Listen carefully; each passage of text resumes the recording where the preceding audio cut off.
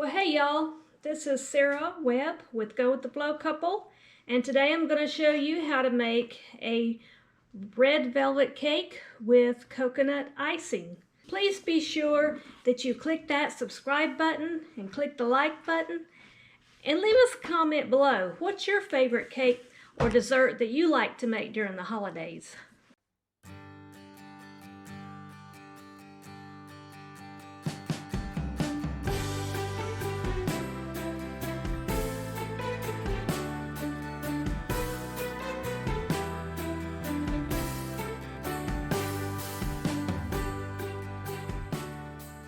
I'm going to make a red velvet cake today, and this recipe came from my husband's grandmother, who used to make red velvet cakes for us all the time, and she put her recipe in this country cookbook put out by Castleberry General Baptist Church. So the first thing I'm going to do, it's very important that with each ingredient you put in, you mix it around really good. And so the first couple ingredients I've put in is a half a cup of Crisco and 1.5 cups of plain sugar. So we're just gonna mix all that together till it's creamy.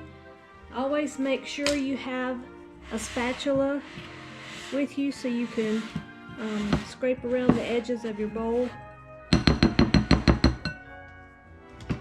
And continue mixing the sugar and the Crisco.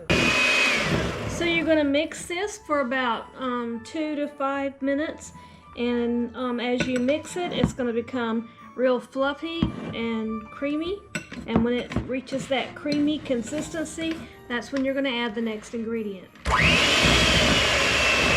And I'm using the medium speed on my mixer. Okay, so that's about right. So the next two ingredients, or the next ingredient we're going to put in, is 2 bottles of red food coloring. Well, you need 2 full ounces of red food coloring. These come in 1 ounce bottles, so I'm going to need 2 bottles. And you need to be very careful, because this will stain your clothes if it gets on your clothes, because it is a dye, food coloring, and these they're hard to get off.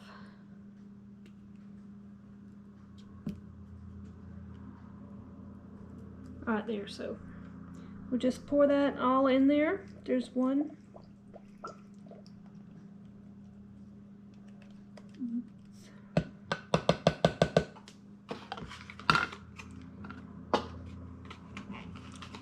And here's the second one.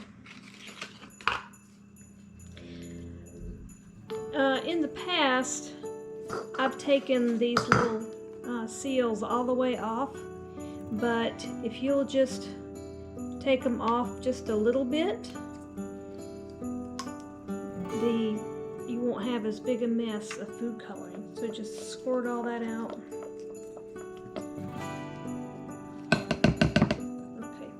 And mix it together very well. Don't forget to scrape the sides of your bowl to get all that food coloring mixed in with the sugar and the Crisco that's left in there.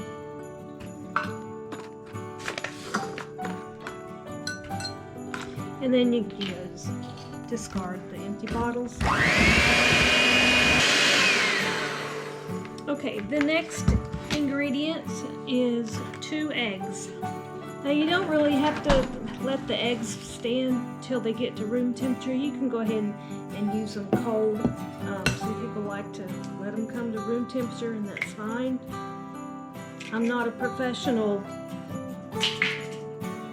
chef or anything, so I'm just, regular old me.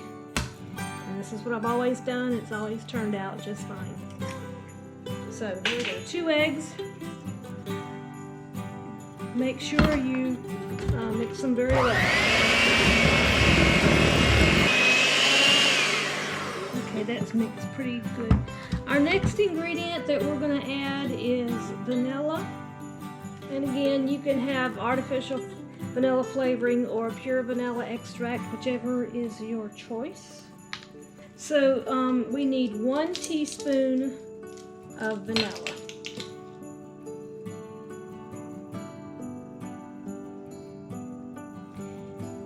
And this cake is not a quick cake to make. It does take a while because I'm stopping after each ingredient. And so the next ingredient is going to be 2 tablespoons of cocoa powder. One thing I am going to do though,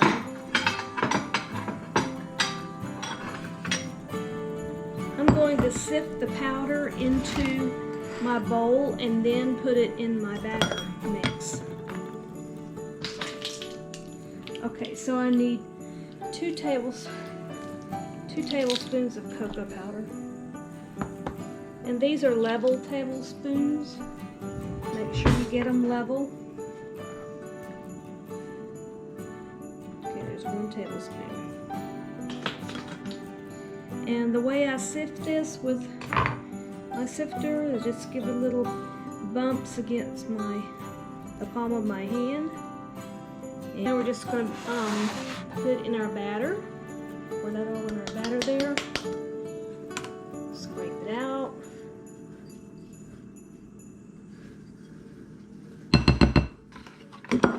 And mix it well. The next ingredient we're going to add is going to be a half a teaspoon of salt and 1 cup of buttermilk.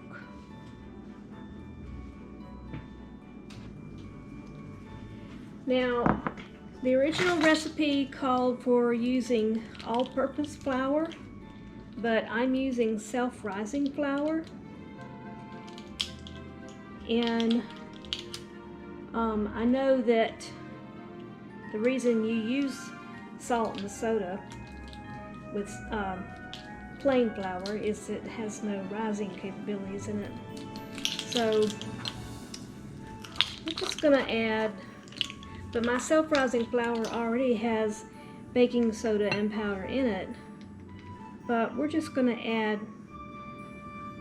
not quite a whole teaspoon, maybe about a 1/4 teaspoon of the salt.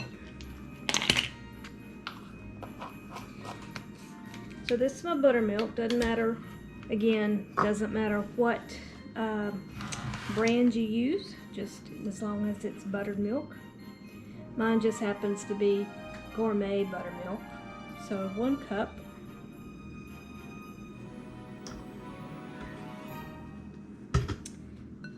And again, we're going to use our spatula to scrape out all that good buttermilk. Okay.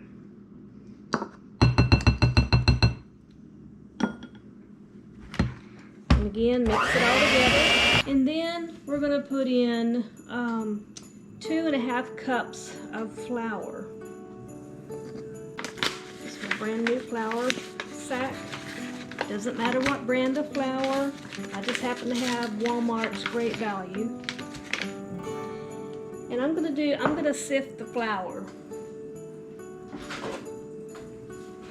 Just like I did the cocoa powder.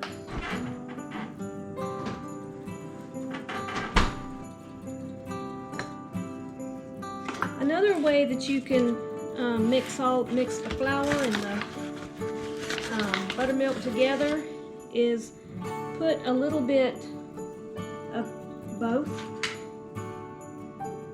in your cake mix and mix it a little bit as you go.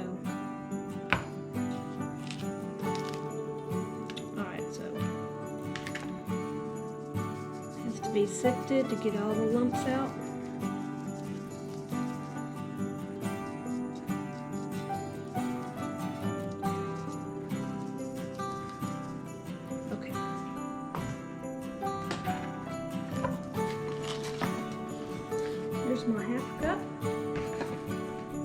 mix that in first.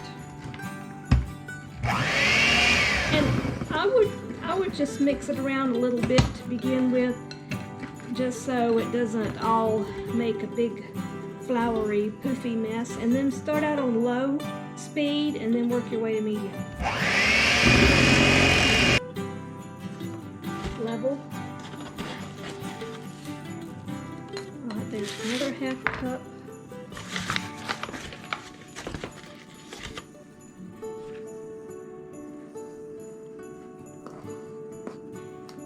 And there's 1 cup.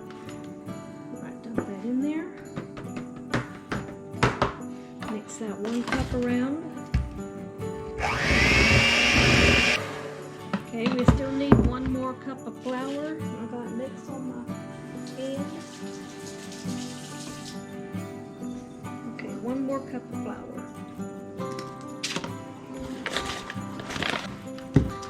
And we'll just dump this in here.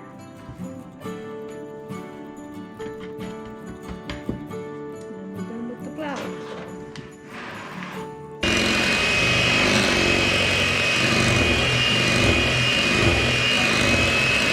Now there are 2 final ingredients that we're going to add to our red velvet cake, and that is 2 tablespoons of soda and 1 teaspoon of vinegar. Now I have my white vinegar. Do not use apple cider vinegar. It will probably not work the same. We use the white vinegar, 1 teaspoon. It'll change the taste. Yeah, it'll change the taste of it.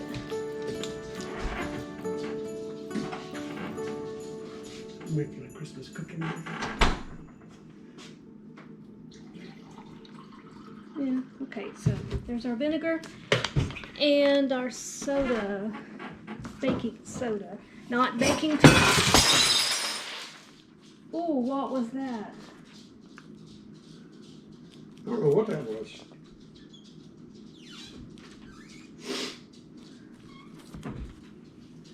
Hold on, we have a disaster. Now we're gonna add our 2 teaspoons of baking soda. And when you add the baking soda, it's gonna start bubbling up.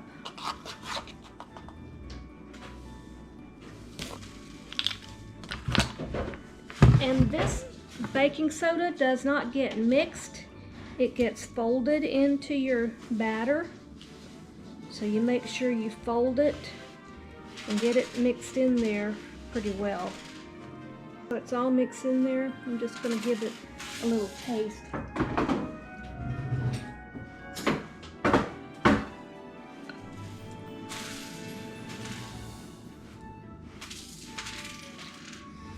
It's going to be pretty good. Yep.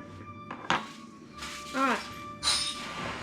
So now we're just going to let that sit for just a second, for just a minute, while we get our cake pans ready. Alrighty, so what I've done with my cake pans is just grease the bottom and the sides with Crisco, and then I've put about a tablespoon of flour in the bottom, and I'm just giving it a good coating around the sides just to help the cake come out of the pan better. So now we're just going to evenly distribute the batter into both of these cake pans, these round, regular round cake pan. And you may have to just spread it around in the pan because it's going to be a little thick. So we've set our oven at 375, or actually 350 degrees, and we're going to put our cakes in there, our batter in there, for probably about 45 minutes to an hour. And they should rise up nicely. If for some reason your cake falls, you're just going to have to start all over, because a fallen red velvet cake is not very good.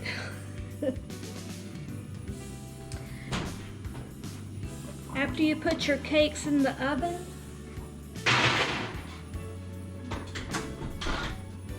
Do not touch your oven. Do not make loud noises. Don't even look at the cakes. Don't even open the oven to see where they are until your timer goes off. I'm gonna set my timer at 45 minutes and then I'll check them after that. They should be nice and risen and they shouldn't fall. Okay, the icing that we make to go with our red velvet cake is a special recipe also. And it's a cooked icing. We're going to add 1.5 cups of milk to a saucepan. That was 1.25 cups, so we need another 1/4 cup of milk, which that's about it right there. And then we need a 1/4 cup of flour, which I've already measured out. And we need about a pinch of salt. Not very much at all.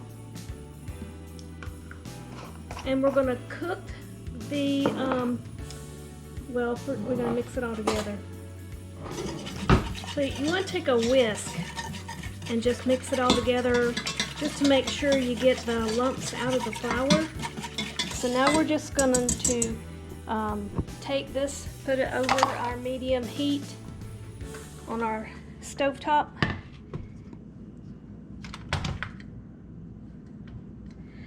And we're going to cook and stir it simultaneously for probably about 15 minutes until the mixture coats your spoon. So I guess start stirring.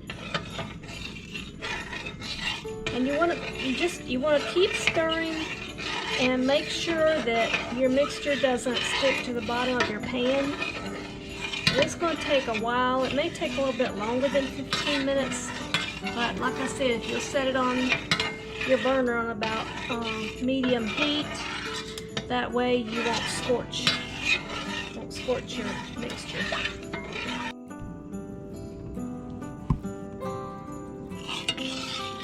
Okay, so we're just stirring this around here, and if you'll notice, the milk and flour mixture naturally coats the spoon when it's mixed, but you want the mixture to be thick,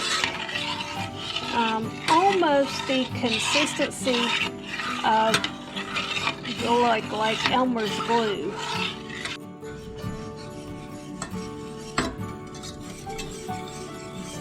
So you can see this mixture is starting to get a little more thick. I stepped away for just a second and I had to use a whisk to break up the lumps that were forming in my mixture. So let me grab a spoon. I'll turn off the heat. Okay, so you see the mixture of that? We need that to be just a little bit more thick. Keep stirring it for just a few more minutes. And I turned the heat off so I wouldn't scorch it, but it is going to get thick. It's starting to get thicker. As the mixture cools, as the flour and milk mixture cools, it's going to naturally become more thick. So when it's all said and done, it should be about the consistency of glue.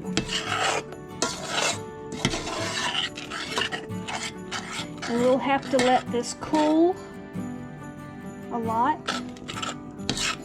because you don't want it hot when you mix it with your Crisco and your other sugar.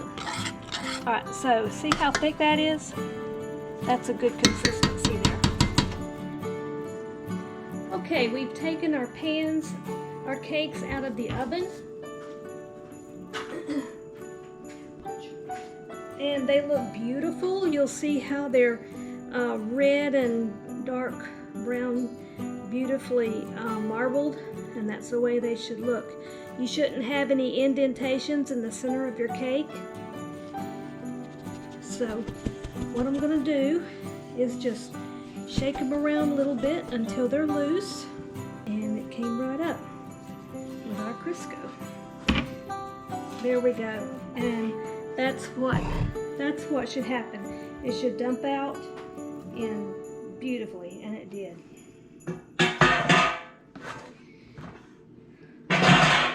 Okay, so now we're just gonna, like I said a while ago, let our cakes and our icing cool, and then we'll start on creating the icing and go from there.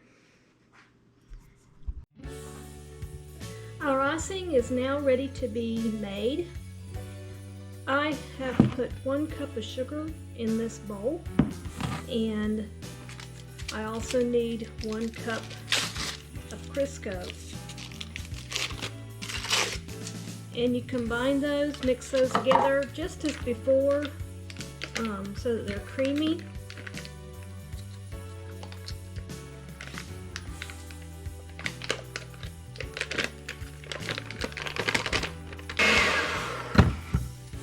Be sure to take your spatula and scrape around the sides of your bowl, as we've done several times before. Okay, that's pretty creamy enough, I guess. All right, so if you'll notice, this is our flour and milk mixture. It has become very thick, like the consistency of glue, and that's just kind of what we want. So we're just going to take all of this and put it in the bowl with our Crisco and sugar mixture. Now the trick here is to mix this together until it becomes frosting-like. It's supposed to be very fluffy and very creamy. I'm not sure how long that will take. I've made this icing before, and it varies. Sometimes it takes 10 minutes, sometimes it takes longer. I'm not going to film all of it, but we're just going to start mixing it. Okay, and of course I'm not done yet, but you see how it's still liquidy. So we're just going to keep beating this and beating it and beating it until it gets light and fluffy. We're also going to add, at this point, go ahead and add 1 teaspoon of vanilla, just to give it some flavoring, because it has no flavor at this point. Alright, so here's my vanilla.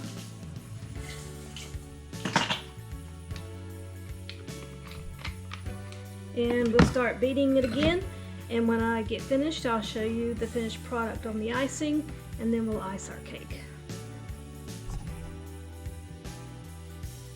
Our icing is almost ready. I'm going to mix it just a little bit more, but I wanted to stop. And I know most of you have seen red velvet cakes with cream cheese icing on top. This is not cream cheese icing.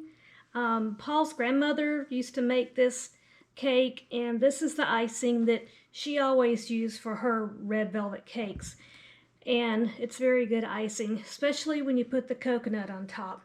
So Paul loves this icing, and that's the reason why I always fix this type of icing instead of using the cream cheese icing. So we're just going to do this just a little bit more. Okay, so as you can see, our icing is all mixed up. I'm going to scrape the sides one final time, and it's all fluffy and ready to be put on the cake. And this is no particular brand of coconut flakes, just a great value I got from Walmart. You can pick your own brand. Coconut's coconut as far as I'm concerned. Alrighty, so let's get this cake iced. Paul, do you have any stories you want to tell of your childhood growing up with Granny Minahan? Well, just that. Oops, I'm being caught. Just that, like Sarah already said, this was one of my favorite cakes, and Granny used to make this cake for me every year when I was there for my birthday, and if she made it ahead of time, she would always cut about half of it and put it in the freezer. And this cake froze very well and thawed out, and was even good when she thawed it. So I always enjoyed eating this cake, and my boys like it too. The only thing is, one of them doesn't like coconut, so a lot of times we'll make this cake and only put coconut on half of it. But this cake always reminds me of my granny and what she always did for me for my birthday. And I also still enjoy licking the beaters off. Okay, so I am going to put coconut on half of this cake because there are other people in my family that don't, in our family, that don't like coconut. They're weird. Yeah, they're weird. Just like somebody in our family doesn't like peanut butter. But she'll eat your peanut butter cookies. Yes, she'll eat my peanut butter cookies. It's my oldest granddaughter. So we're going to put icing on half of this layer. And it's just a 2-layer cake. If you want your cake to be larger and stacked higher, more layers, just make more of it. But I wouldn't recommend making too much batter at one time because it would be really difficult to work with. So I would make one batch, get it done, and then make the other batch, and then you'll have a 4-layer cake if you want to do that. Just need to remember which side I put the icing on, which I believe is this side. Coconut. The coconut. I mean, not the icing, the coconut. I always like to start icing the sides of the cake first, and that way I'll make sure I have enough icing to go around all the way around and put on the top. And if I don't have quite enough, that's okay. I'm putting coconut on it, so the coconut will cover the top. But you should have enough icing here to ice the entire cake. So you just spread that on. And what I like to do is make a thin layer of icing first, and then go back and fill in the layer, fill in with the rest of the icing. It just, to me, it just goes on better that way. You're taking a little bit more time to ice the cake, but it gets better coverage that way. I think that's called a crumb layer. Oh, something that I didn't know. That's what I get from watching all these cooking shows. Oh, okay. Okay, the most fun part about making this cake is putting on this icing and then putting the coconut on top. It gets really messy. So now that we've got the sides iced, we're going to start on icing the top of the cake. And honey, I guess when we put the coconut on here, we may have to go ahead and sample the cake. Just make sure it's going to be okay. Because really we're not eating this cake until Saturday. And this is just Thursday. But like Paul said earlier, you can put it in the freezer and it freezes very nicely.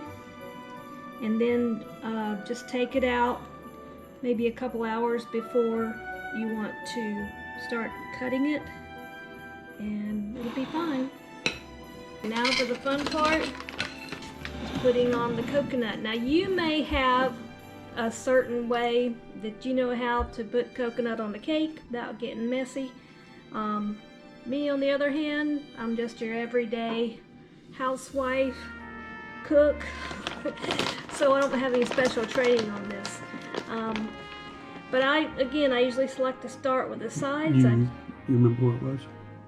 Just, okay. Oh, okay, here it is. Okay, I'll start with the sides and do them first. Alright, so there we have our frosted, coconutted red velvet cake. Made with Granny Martin's recipe. And now you have that recipe too. There's just one secret ingredient that I added, and I told you it gave that little extra holiday flavor to it. And I'm not even going to say what secret ingredient. You're just going to have to taste it and find out.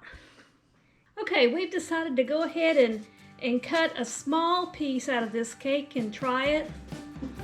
So, Paul, do you want coconut or the non-coconut? what do you think? Coconut. Okay. Just gonna cut a little piece of coconut out here. It's a small piece. What are you gonna say?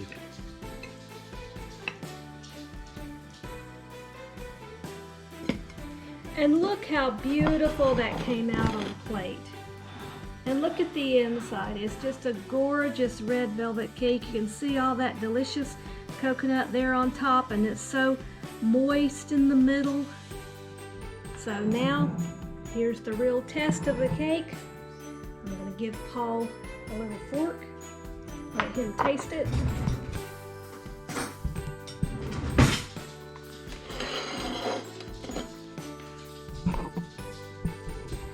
Alright, so wait, just don't gobble it down, honey. I know. I'm getting a bite of. Just like you were on one of those cooking shows and you're the judge. I'm getting a bite of the part that's got coconut icing as well as the cake. You try it.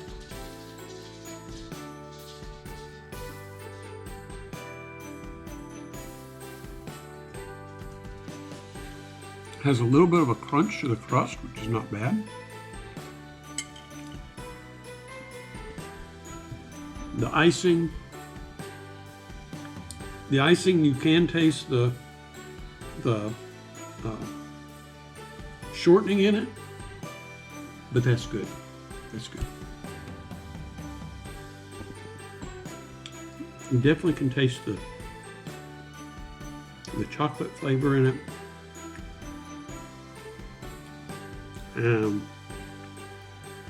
There is another flavor in it, and I really can't tell what it is. But it's kind of smooth. Yep. What's a flavor that you associate with the holidays around Christmas? Well, eggnog, but I don't think it's eggnog. No, it's not eggnog.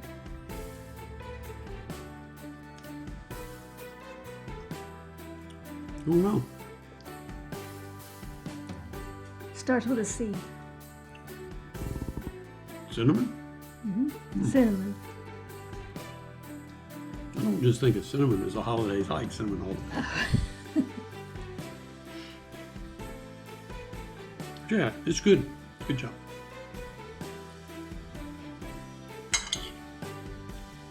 You want to taste it? Yes, I'd like to taste of my own cake.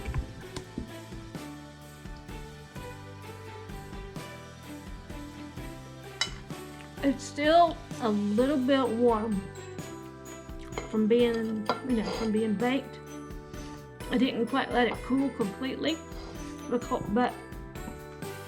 that was fine because the icing didn't melt, so it was cooled enough. But Good job. Good job. Okay, so until later we say bye, y'all, and Merry Merry Christmas. Christmas. Yes, let me try.